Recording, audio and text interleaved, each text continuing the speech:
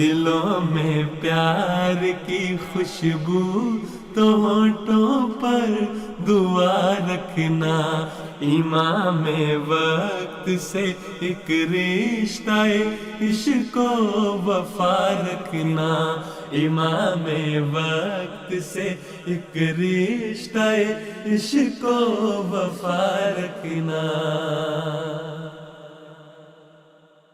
নাহমাদুহু ওয়া নুসাল্লি আলা রাসূলিহিল কারীম, আম্মা বাদ, ফাআউযু বিল্লাহি মিনাশ শাইতানির রাজীম, বিসমিল্লাহির রহমানির রহিম। ছোট বন্ধুরা, আসসালামু আলাইকুম ওয়া রাহমাতুল্লাহি ওয়া বারাকাতুহু। আশা করি তোমরা আল্লাহ তাআলার অশেষ রহমতে খুব ভালো আছো। আমরাও আল্লাহ তাআলার অশেষ রহমতে ভালো আছি, আলহামদুলিল্লাহ। তোমাদের প্রিয় অনুষ্ঠান ছোটদের জন্য হুজুরের খুতবার আরেকটি নতুন পর্ব নিয়ে আজকে আবারও আমরা তোমাদের সামনে উপস্থিত হয়েছি। আজকে আমরা গত 7ই আগস্ট 2026 তারিখের জুমার খুতবা নিয়ে আলোচনা করব ইনশাআল্লাহ তাআলা। মূল আলোচনায় যাবার পূর্বে চলো এখন আমরা হুজুরের মূল খুতবা থেকে একটি চুম্বক অংশ শুনে নিই। हज़रत इब्ने अब्बास बयान करते हैं कि फ़तह मक्का के दिन रसूलुल्लाह सल्लल्लाहु अलैहि वसल्लम अपनी चचाज़ाद उम्मे हानी बिनते अबी तालिब के घर तशरीफ़ ले गए। उस वक्त आपको भूख लगी हुई थी। आपने फरमाया, क्या तुम्हारे पास खाना है जिसे हम खाएं? उन्होंने अर्ज़ किया, सूखी हुई रोटी के टुकड़ों के अलावा मेरे पास कुछ नहीं है और मुझे शर्म आती है कि मैं उन्हें आपकी खिदमत में पेश करूं। आपने फरमाया कि वही ले आओ। आपने उन्हें पानी में डालकर टुकड़े टुकड़े किया, वो नमक ले आईं। आपने फरमाया, क्या कोई सालन है? उन्होंने अर्ज़ किया, या रसूलल्लाह, सिवाय कुछ सिरके के और कुछ नहीं है। आपने फरमाया, वही ले आओ। आपने उसे अपने खाने पर उंडेला और उसमें से खाया और अल्लाह अज़्ज़ा व जल की हम्द की। फिर फरमाया, सिरका क्या ही उम्दा सालन है। ए उम्मे हानी, वो घर गरीब नहीं होता जिसमें सिरका हो। बस ये थे आपकी शुक्रगुजारी के मयार। हम इन मुल्कों में रहते हैं, बेशुमार नेमतों से हमें फ़ायदा उठाते हैं और फिर भी अल्लाह ताला की शुक्रगुजारी का हक़ हम अदा नहीं करते, बल्कि बाज़ दफ़ा छोटी छोटी बातों पर शिकवे पैदा हो जाते हैं। আচ্ছা, হুজুর কিন্তু গত শুক্রবারের খুতবায় অনেক সুন্দর সুন্দর ঘটনা এবং সুন্দর সুন্দর কথা উল্লেখ করেছেন। তোমাদের কি কোনো ঘটনা বা কথা ভালো লেগেছে? উস্তাদ জি, আমার মুসলিমার রাদিয়াল্লাহু তাআলা আনহুর কথাটি ভালো লেগেছে। খুবই ভালো, তাহলে আমাদেরকে শোনাও। উস্তাদ জি, হযরত মুসলিমার রাদিয়াল্লাহু তাআলা আনহু সাহাবীদের কৃতজ্ঞতা জ্ঞাপনের চিত্র তুলে ধরতে গিয়ে বলেন, তোমাদের গায়ে যদি কখনো কোনো ছেঁড়া ফাটা কাপড় থাকে তাহলে তোমরা কাঁদতে আরম্ভ করো। কিন্তু সাহাবীরা ছেঁড়া ফাটা কাপড় পেলেও আল্লাহ তাআলার কৃতজ্ঞতা প্রকাশের জন্য ঝুঁকে থাকতেন। তারা আল্লাহ তাআলার প্রশংসায় মগ্ন থাকতেন এবং বলতে, কত উন্নত মানের কাপড় যা আল্লাহ তাআলা আমাদের দান করেছেন। মাশাআল্লাহ, জাযাকাল্লাহ। খুবই সুন্দর এবং গুরুত্বপূর্ণ একটি বিষয় বা কথা তুমি আমাদেরকে স্মরণ করিয়েছো। দেখো, সাহাবীরা প্রত্যেকটা পরতে পরতে আল্লাহ তাআলা কৃতজ্ঞতা জ্ঞাপন করতেন। এই কারণে আল্লাহ তাআলা কিন্তু তাদের প্রতি সন্তুষ্ট হয়েছিলেন। আর এই সন্তুষ্টির সার্টিফিকেট কোরআন শরীফে আল্লাহ তাআলা দিয়েছেন তাদেরকে। আল্লাহ তাআলা বলেছেন যে রাজিয়াল্লাহু আনহুম ওয়া রাজু আনহু, অর্থাৎ সাহাবীদের প্রতি আল্লাহ তাআলা সন্তুষ্ট এবং সাহাবীরাও আল্লাহ তাআলার প্রতি সন্তুষ্ট। এটা অনেক বড় একটা সার্টিফিকেট। অতএব আমরা এখান থেকে শিখলাম যে আমরাও যদি আল্লাহ তাআলার প্রতি এভাবে প্রত্যেকটা অবস্থায় প্রত্যেকটা বিষয়ে যদি কৃতজ্ঞতা জ্ঞাপন করি, তাহলে আমরাও আল্লাহ তাআলার কৃতজ্ঞতা জ্ঞাপন করার মাধ্যমে আল্লাহ তাআলা সন্তুষ্টি অর্জন করতে পারবো। ঠিক আছে? জি উস্তাদ। এই কারণে তোমাদের আমাদের প্রত্যেকের সবার উচিত প্রত্যেকটা বিষয়ে কৃতজ্ঞতা জ্ঞাপন করা। তোমরা কি এর উপর আমল করবে? জি উস্তাদ জি। ইনশাআল্লাহ তাআলা। আচ্ছা নাদিম, তোমার কি কোনো ঘটনা ভালো লেগেছে? কোনো কিছু খেলে বা কোনো কিছু পান করলে আল্লাহ তাআলার প্রশংসা করা উচিত। হযরত আয়েশা সিদ্দিকা রাদিয়াল্লাহু তাআলা আনহা বলেন, মহানবী সাল্লাল্লাহু আলাইহি ওয়াসাল্লাম একদিন ঘরে ঢুকে একটি রুটির টুকরা পড়ে থাকতে দেখেন। তিনি সেটা উঠান এবং নিজে খান এবং বলেন, হে আয়েশা, সম্মানিত জিনিসকে সম্মান করতে শিখো। যে জাতি রিজিকের নিয়ামত প্রত্যাহার করে তারা তার কখনো ফিরে পায় না। মহানবী সাল্লাল্লাহু আলাইহি ওয়াসাল্লাম প্রত্যেকটি ক্ষুদ্র জিনিসের জন্য কৃতজ্ঞতা জ্ঞাপন করতেন। এই ঘটনাটিতে আমার ভালো লেগেছে। জাযাকাল্লাহ নাদিম, খুব সুন্দর একটি বিষয় আমাদেরকে শোনানোর জন্য। দেখো, এটি ছিল মহানবী সাল্লাল্লাহু আলাইহি সাল্লামের আদর্শ। উনি নিজে প্রত্যেকটা বিষয়ে আল্লাহ তাআলার কৃতজ্ঞতা জ্ঞাপন করতেন। এবং শুধু উনি নিজেই কৃতজ্ঞতা জ্ঞাপন করতেন না, হুজুর বলেছেন উনি ওনার পরিবারকেও তাগাদা দিতেন, নির্দেশ দিতেন যেন তারাও প্রত্যেকটা বিষয়ে আল্লাহ তাআলার কৃতজ্ঞতা জ্ঞাপন করেন। হুজুর বলেছেন এই ঘটনা বলার পরে যে আমরা যদি আমাদের রিস্ক বা জীবিকায় বরকত চাই, কল্যাণ চাই, তাহলে আমাদেরকে মহানবী সাল্লাল্লাহু আলাইহি ওয়াসাল্লামের আদর্শ অনুসরণে এভাবেই কৃতজ্ঞতা জ্ঞাপন করতে হবে। অতএব আমরা যদি হুজুরের বর্ণনা অনুযায়ী আল্লাহ তাআলার কল্যাণ চাই আমাদের জীবিকায় বা আমাদের জীবনের প্রত্যেকটা বিষয়ে, তাহলে আমাদেরকে কৃতজ্ঞতা জ্ঞাপন করতে হবে। আর আমরা যদি আল্লাহ তাআলার কৃতজ্ঞতা জ্ঞাপন করি, যেভাবে আমরা এর আগে আলোচনা করেছি, আল্লাহ তাআলা আমাদের প্রতি সন্তুষ্ট হবেন, যেভাবে সাহাবীদের প্রতি সন্তুষ্ট হয়েছিলেন, আর আমাদের রিস্ক বাড়িয়েও দিবেন। ঠিক আছে? অতএব তুমি যেভাবে বলেছো যে তোমার এই ঘটনাটা ভালো লেগেছে, শুধু ভালো লাগলেই হবে না, আমাদের আমলও করতে হবে। মনে থাকবে? জি উস্তাদ জি। আল্লাহ তাআলা করুন আমরা যেন মহানবী ইসলামের আদর্শ অনুসরণে এভাবেই প্রত্যেকটা বিষয়ে আল্লাহ তাআলার কৃতজ্ঞতা জ্ঞাপন করতে পারি। আমিন। আমিন। চলো অনুষ্ঠানের এ পর্যায়ে আমরা আমাদের ছোট্ট বন্ধুদের পাঠানো ভিডিও বার্তাগুলো শুনে নিই। হুজুর খুতবায় বলেছেন, আমরা যদি রিজিকে বা জীবিকায় বরকত চাই, তাহলে সব বিষয়ে সবসময় আল্লাহ কৃতজ্ঞতা জ্ঞাপন করতে হবে। যে ব্যক্তি মানুষের কৃতজ্ঞতা জ্ঞাপন করে না, সে ব্যক্তি আল্লাহর কৃতজ্ঞতা জ্ঞাপন করে না। নবী সাল্লাল্লাহু আলাইহি সাল্লামের সাহাবীরা কষ্ট থেকেও আল্লাহর হাম বা প্রশংসা করতেন।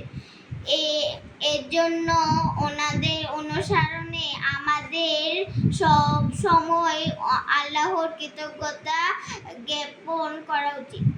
মহানবী সাল্লাল্লাহু আলাইহি সাল্লাম ছোট ছোট বিষয়েও আল্লাহ তাআলার প্রতি হামদ বা প্রশংসা করতেন। এমনকি তিনি 3 ঢোকে পানি খাওয়ার সময় একটু বিরতি নিয়ে 3 বারই আল্লাহ তাআলার প্রতি কৃতজ্ঞতা জ্ঞাপন করতেন। হুজুর গত খুতবায় বলেছিলেন, হযরত মুহাম্মদ সাল্লাল্লাহু আলাইহি সাল্লাম 3 ঢোকে পানি পান করতেন এবং প্রতিবারই আল্লাহর প্রশংসা করতেন। ছোট বন্ধুরা, এতক্ষণ আমরা তোমাদের পাঠানো ভিডিও বার্তাগুলো শুনে নিলাম।